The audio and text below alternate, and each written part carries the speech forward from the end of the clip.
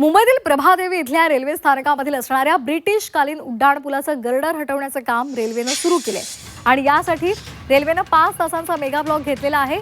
मात्र गर्डर हटवण्यासाठी आणलेल्या क्रेनमध्ये तांत्रिक अडचण निर्माण झाली आणि त्यामुळे मध्यरात्री गर्डर हटवण्याचं काम झालंच नाही। आता हे गर्डर हटवण्यासाठी रेल्वे प्रशासनानं मध्य आणि पश्चिम रेल्वेवर 5 तासांचा ब्लॉक घेतलेला होता।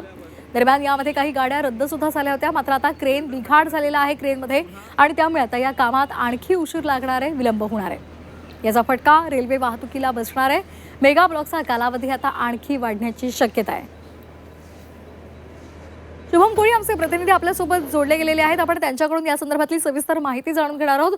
शुभम, गर्डर ह्याच्या हटवण्याच्या कामासाठी खरं तर ब्लॉक घेतला गेला होता, मात्र गर्डरमध्ये तांत्रिक बिघाड झालाय आणि काम काही झालं नाहीये। तर साधारण त्याचा कसा परिणाम हा पश्चिम रेल्वेच्या आणि त्याचबरोबर मध्य रेल्वेच्या वाहतुकीवर होऊ शकतो?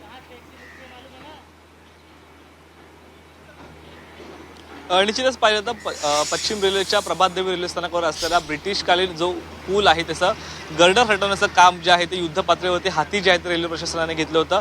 ही जी क्रेन आपण ह्या ठिकाणी पाहत आहोत, हीच क्रेन जी आहे ती मध्यरात्री या ठिकाणी आणण्यात आली होती आणि याच क्रेनच्या समोरील बाजू असलेला जो काही गर्डर आहे, 2 गर्डर आहेत प्रामुख्याने, ते ह्या ठिकाणून हटवण्यामध्ये येणार होते।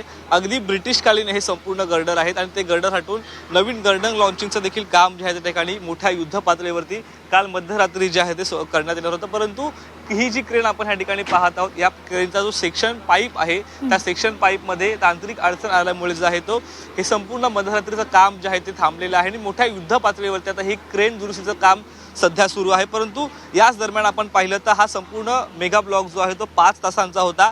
आज सकाळपर्यंत हा ब्लॉक जो आहे तो हटवण्यात येणार होता, परंतु काम रखडल्यामुळे जे आहे ते अनेक गाड्या अजून देखील तात्काळ रद्द जे आहेत करण्यात आलेल्या आहेत। तर काही गाड्या ज्या आहेत दुसऱ्या रेल्वे स्थानकामधून ज्या आहेत वळवण्यामध्ये आलेल्या आहेत।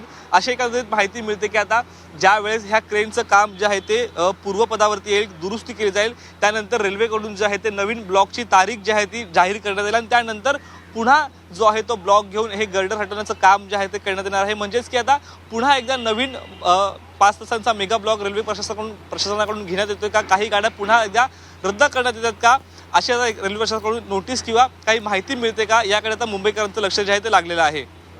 अगदी, त्यामुळे आता या संदर्भात काय नेमके अपडेट समोर येतात हे पाहणं महत्त्वाचं आहे, कारण आज रविवार आहे, मोठ्या प्रमाणावर प्रवासी बाहेर पडणार आहेत। तसंच कामावर जाणारे सुद्धा प्रवासी लोकलनं प्रवास करत असतात, त्यामुळे वाहतुकीला जर बाधा निर्माण झाली तर त्यांची सुद्धा गैरसोय होऊ शकते।